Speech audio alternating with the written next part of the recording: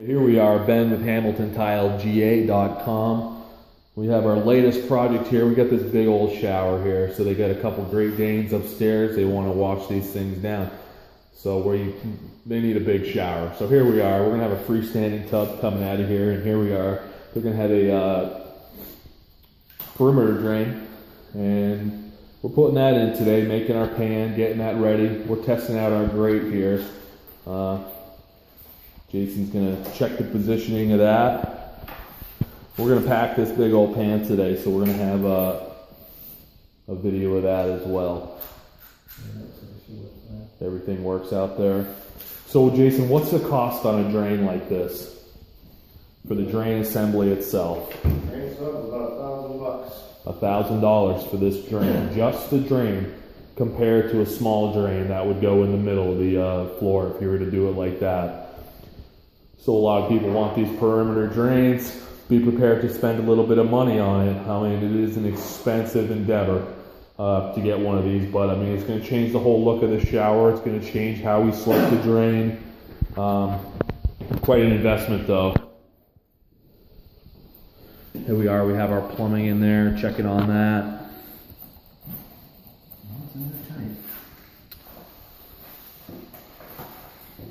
As we can see, that fabric is, once our walls are waterproof, that fabric will tie in with the walls. And this piece here will go over the pan to make sure that's waterproof as well. We have our styrofoam template piece there, and we pack our pan down to that level from out there. So yeah, here we go. We're doing another one. Going concept to completion again. Again, here's Ben, Hamilton Tile GA, signing out. Best engineer.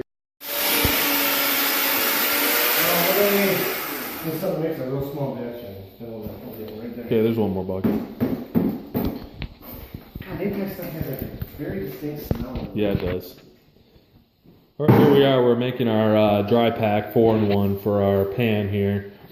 The portion of this project of packing the pan is one that some tile guys will mess up on, to say the least. We've seen them made with mortar, with real cement, with all sorts of different styles and techniques. But we're looking for our dry pack to be basically so you can make it a ball and it holds its own form. So this is good right here. We're going to make a little bit of a looser batch to put under our drain. We're going to mix it up. And we have our thin set.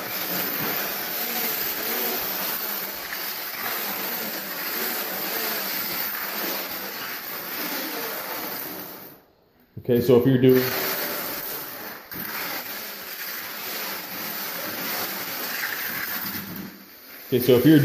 this yourself, this is a pretty important step about the consistencies, where a considerable amount of experience is best to get your consistencies right on your different materials. We're going to put this in our hole here. And if you're taking a chance to hiring someone that doesn't have videos made of exactly how this is done, this might be the portion of the project that you want to babysit them. But here we are. I'm going to make sure this is all put together correctly. This is going to be my first attempt at making a full video and editing videos together, so we'll see how this all goes.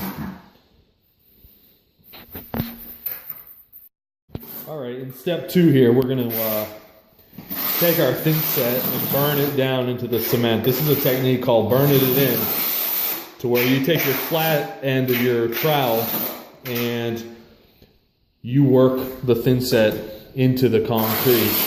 And this is going to help it make a good clean bond with the concrete.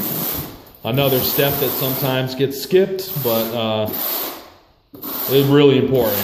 We're trying to get this thin set to make a bond with the concrete down to a molecular level here. So On top of this thin set is going to go our dry pack or our 4-in-1. I notice in different parts of the country they have different names for this. In New Hampshire it's called 4-in-1. Here it's dry pack. Sand mix is another name for it. New Jersey it's called casino mix. New Jersey it's casino mix, as Jason said. Okay, so we're going to, Jason's going to go ahead and dump our first batch on top of here. Here goes nothing. All right, and we're going to go ahead and mix another one. And on this sheetrock, we're going to obviously put our pre-cut curdy after this pan is set up. You may say, oh, sheetrock for tile? Yes. According to ANSI standards, ANSI, as long as you have waterproofing on top of it, we're good to go. So that's what we do basically for our creating space basements. Oftentimes we'll put up curdy board instead, which is a little bit better for us, but this particular one we're going curdy fabric to sheetrock. Okay, so we got our first couple bags in. What Jason's going to do is really pack this stuff in. That's the where the name comes of pack in the pan, because you have to, in order for this cement to work, it has to be as dense as possible, and you get it dense by packing it like he is right now. And if it's not packed sufficiently, it'll collapse underneath your tile. And you're going to ask how we get our slope. This is this spot out here is at 2.5 inches. Believe, is that correct, Jason? 2.5, right? And the bottom part is at 1 inch. So this is a 6-foot pan. So you're going to want 1/4 inch of slope per foot. And all we do is we connect the 2 points and with a straight edge, and that's going to be our slope. Some guys have different techniques. They do it a little bit different. The mud dogs will do it a little bit different, using piles or whatever. But this technique works great for us. So, all right. So we're just going to screed between 2 points here to get our slope.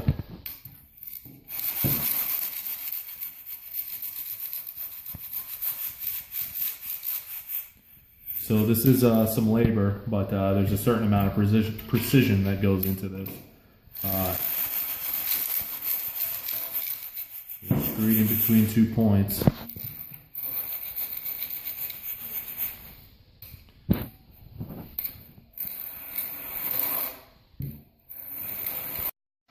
We'll fill in a couple spots here. We're going to take our flat trowel and smooth it out. Smooth it out like glass. Any low spots, fill in a little bit.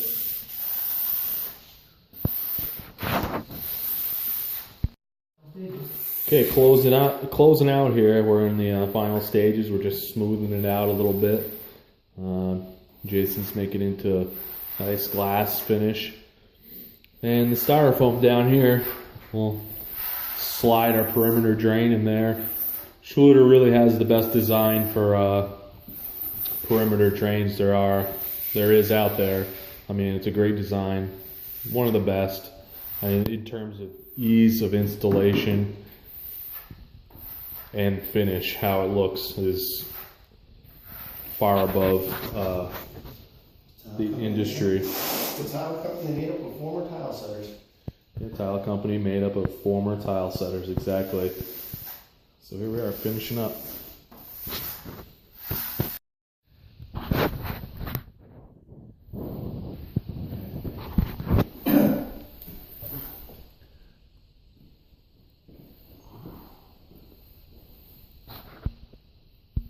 The final step of this pan is going to be putting our top curbs on. And here we go. This is it here.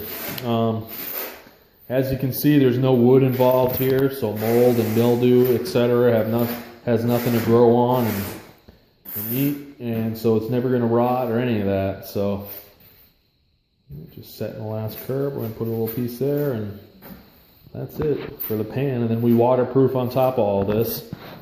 And the body of the shower is done and ready for tile.